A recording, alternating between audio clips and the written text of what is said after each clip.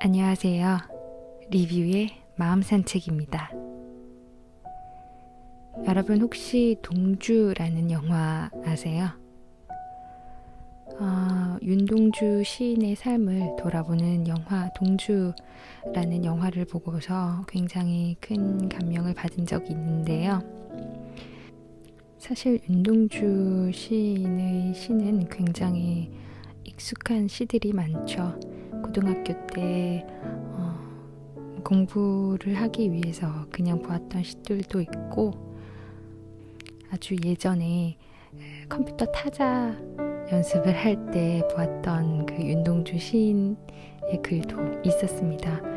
사실 어떻게 보면 그 윤동주 시인의 시를 마음으로 읽기보다는 그저 글로 읽었던 것들이 많았던 것 같아요. 그래서 그 윤동주 시인의 시 내용을 그렇게 마음에 담아두어 본 적이 없었던 것 같아요. 그런 익숙한 시들을 그냥 알고만 있었지만 그 영화를 통해서 어떤 스토리나 그런 어떤 배경 화면, 그런 분위기와 함께 그 시들을 다시 접하게 되었을 때 그 구절 그 단어들이 굉장히 선명하게 마음속에 그려졌습니다. 어린 시절에는 느껴보지 못했던 그 시인의 감성이 정말 고스란히 전달이 되는 것 같았어요. 동주라는 영화는 처음부터 끝까지 흑백의 영상으로 보여주었고요. 그것이 저에게는 굉장히 낯설었습니다. 영화 시작한 이후로 언제쯤 컬러로 된 영상이 나오려나 하면서 궁금해 하기도 했고, 그 흑백 영상 뒤로 비치게 되는 하늘의 색이나 옷의 색, 이런 것들이 궁금했기도 했어요. 사실 저희들이 그 흑백 영상에 익숙한 그런 세대는 아니잖아요. 그래서 그 흑백 영상 뒤로 뭔가 상상하게 되는 그런 색들이 궁금하더라고요.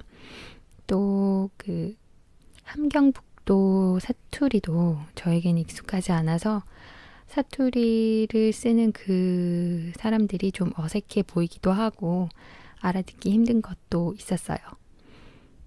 조금은 길게 느껴지던 영화의 중반이 지나고 나서 어느덧 마지막 이야기로 넘어가고 있을 때 20대 후반 한 청년인 윤동주의 삶이 더욱 선명하게 느껴지기 시작했습니다. 나라를 빼앗긴 상황과 지금 우리가 살아가고 있는 시대는 너무나도 확연한 차이가 있지만, 저는 윤동주 시인과 우리들의 삶에서 닮은 점들을 찾아냈습니다. 나는 제대로 살아가고 있는가? 나는 부끄럽지 않게 살아가고 있는가?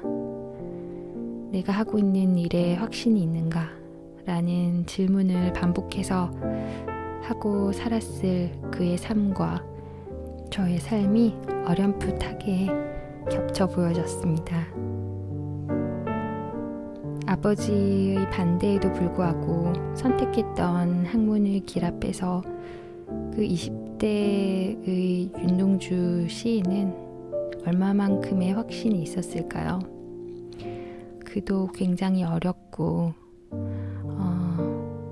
연약한 그런 소년의 영혼이 있었을 텐데요. 그럼에도 불구하고 자신의 이름을 개명하고 간 일본 대학에서 그는 자신의 선택에 대해서 얼마나 반문을 했을지 그런 것들이 그려지더라고요. 비극적인 시국 앞에서 싸우며 살지 아니면은 도망을 갈지 얼마나 고민했을까, 좀 그런 안타까운 마음들이 들더라고요. 이 와중에 시를 쓰고 문학을 얘기하던 자기 자신의 모습들이 또 자기 자신에게는 어떻게 비춰졌을까 생각도 들더라고요. 영화에서 본 윤동주 시인의 모습은 그리고 그 시 안에서 볼 수 있는 그 자신의 모습은 어떤 위인전에 나오는 그런 인물들처럼 확신에 차 있는 그런 모습은 아니었습니다. 어쩌면 그저 우리 젊은 사람들, 우리들과 비슷하게 고민하고 생각하고 또 조심조심하고 그리고 부끄러워했던 그런 인물이었던 것 같아요. 그런 글을 보자 눈물이 또 왈칵 쏟아져 버렸어요. 영화가 끝나고 나서도 감정이 좀 씨 가시지 않아서 조금 애를 먹었는데요. 그래서 그의 시를 다시 곱씹어보는 그런 시간을 가져보려고 합니다. 시 낭독은 또 처음 해보는 것이지만 여러분들께서 그 시의 감성을 고스란히 전달받으셨으면 좋겠습니다. 별 해는 밤. 계절이 지나가는 하늘에는 가을로 가득 차 있습니다. 나는 아무 걱정도 없이 가을 속의 별들을 다 헤일 듯 합니다. 가슴 속에 하나 둘 새겨지는 별을 이제 다 못 해는 것은 쉬이 아침이 오는 까닭이요, 내일 밤이 남은 까닭이요, 아직 나의 청춘이 다하지 않은 까닭입니다. 별 하나의 추억과 별 하나의 사랑과 별 하나의 쓸쓸함과 별 하나의 동경과 별 하나의 시와 별 하나의 어머니, 어머님, 나는 별 하나의 아름다운 말 한마디씩 불러봅니다. 소학교 때 책상을 같이 했던 아이들의 이름과 폐경옥 이런 이국 소녀들의 이름과 벌써 애기 어머니 된 계집애들의 이름과 가난한 이웃 사람들의 이름과 비둘기, 강아지, 토끼, 노새, 노루, 프랑시스 잠, 라이너 마리아 릴케 이런 시인의 이름을 불러봅니다. 이네들은 너무나 멀리 있습니다. 별이 아스리 멀듯이. 어머님, 그리고 당신은 멀리 북간도에 계십니다.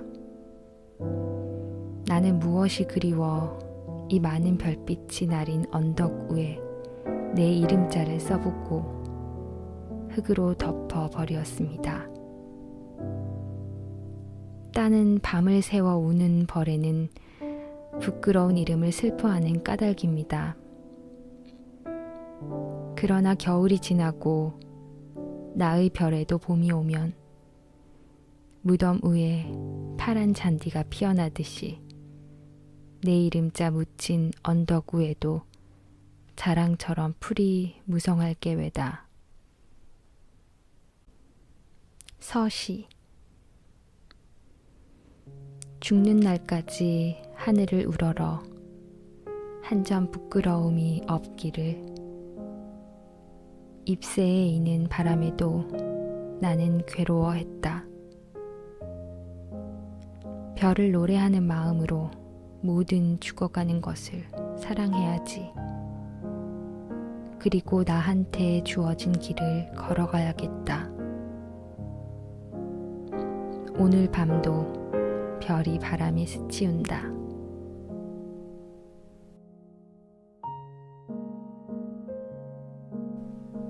자화상. 산모퉁이를 돌아 눈가 외딴 우물을 홀로 찾아가선 가만히 들여다봅니다. 우물 속에는 달이 밝고 구름이 흐르고 하늘이 펼치고 파란 바람이 불고 가을이 있습니다. 그리고 한 사나이가 있습니다. 어쩐지 그 사나이가 미워져 돌아갑니다. 돌아가다 생각하니 그 사나이가 가엾어집니다. 도로가 들여다보니 사나이는 그대로 있습니다. 다시 그 사나이가 미워져 돌아갑니다. 돌아가다 생각하니 그 사나이가 그리워집니다. 우물 속에는 달이 밝고 구름이 흐르고 하늘이 펼치고 파란 바람이 불고 가을이 있고 추억처럼 사나이가 있습니다.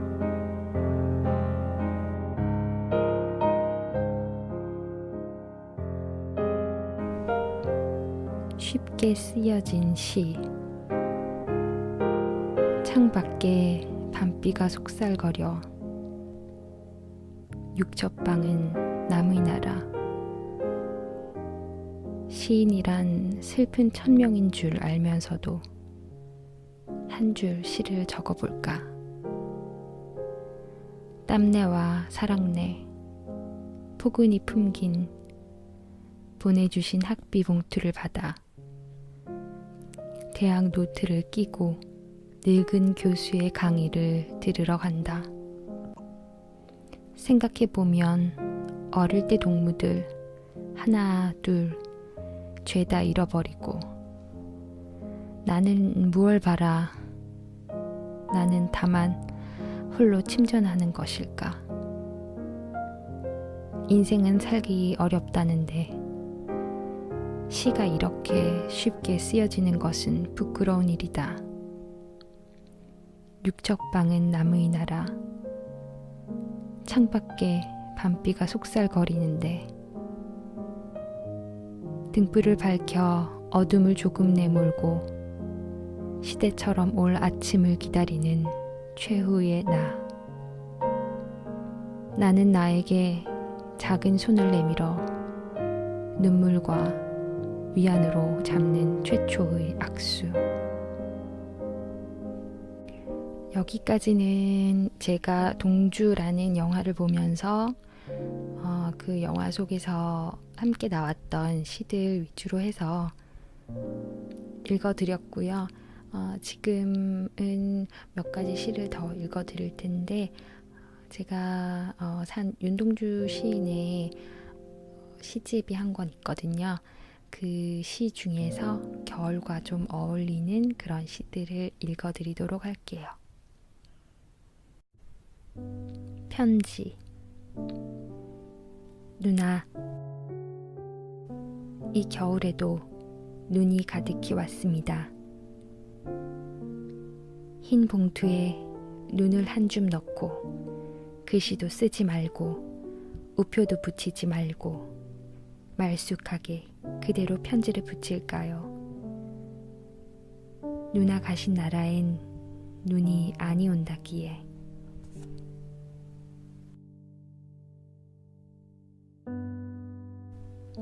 길. 잃어버렸습니다. 무얼 어디다 잃었는지 몰라 두 손이 주머니를 더듬어 길게 나아갑니다. 돌과 돌과 돌이 끝없이 연달아 길은 돌담을 끼고 갑니다. 담은 쇠문을 굳게 닫아 길 위에 긴 그림자를 들이우고 길은 아침에서 저녁으로 저녁에서 아침으로 통했습니다. 돌담을 더듬어 눈물 짓다 쳐다보면 하늘은 부끄럽게 푸릅니다. 풀 한 폭이 없는 이 길을 걷는 것은 담 저쪽에 내가 남아있는 까닭이고 내가 사는 것은 다만 잃은 것을 찾는 까닭입니다.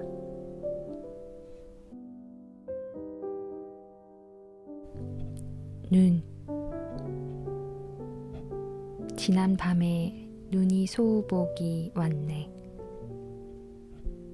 지붕이랑 길이랑 밭이랑 추워한다고 덮어주는 이불인가 봐. 그러기에 추운 겨울에만 날이지.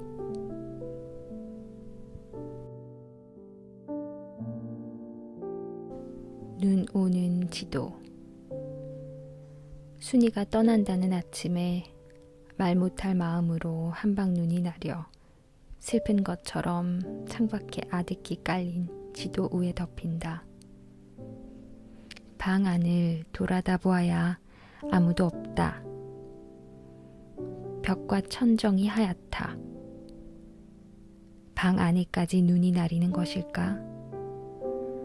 정말 너는 잃어버린 역사처럼 홀홀이 가는 것이냐? 떠나기 전에 일러둘 말이 있던 것을 편지를 써서도 네가 가는 곳을 몰라. 어느 거리, 어느 마을, 어느 지붕 밑 너는 내 마음속에만 남아있는 것이냐? 내 조그만 발자국을 눈이 자꾸 나려 덮여 따라갈 수도 없다.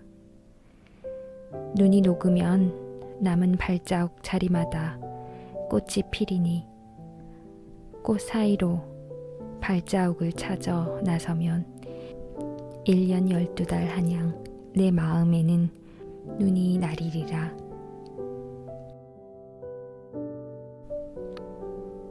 못 자는 밤.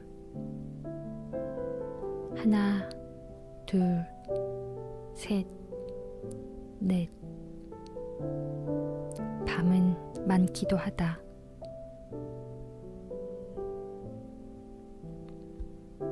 달같이 연륜이 자라듯이 달이 자라는 고요한 밤에 달같이 외로운 사랑이 가슴 하나 뻐근히 연륜처럼 피어나간다.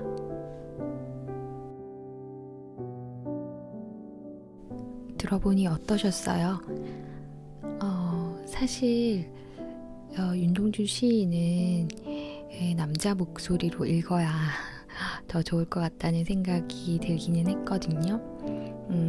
그 외에도 사실 제가 읽고 싶은 그런 책들 중에서 남자의 목소리로 읽어야만 되는 책들이 꽤 있더라고요. 그래서 제가 그런 부분들을 다 표현을 해드릴 수는 없지만 그래도 그런 부분들을 감안하고 잘 들어주셨으면 좋겠습니다. 오늘은 특별히 시를 읽어보아서 여러분들은 어떻게 들으셨는지 모르겠는데요. 저는 개인적으로 이런 시들을 이렇게 눈으로 쓱 훑는 것보다는 소리 내어서 낭독을 할 수 있는 시간이 있어서 굉장히 좋았습니다. 여러분들께서도 잘 들어주셨다면 좋았을 것 같아요. 오늘은 여기까지 할게요. 감사합니다.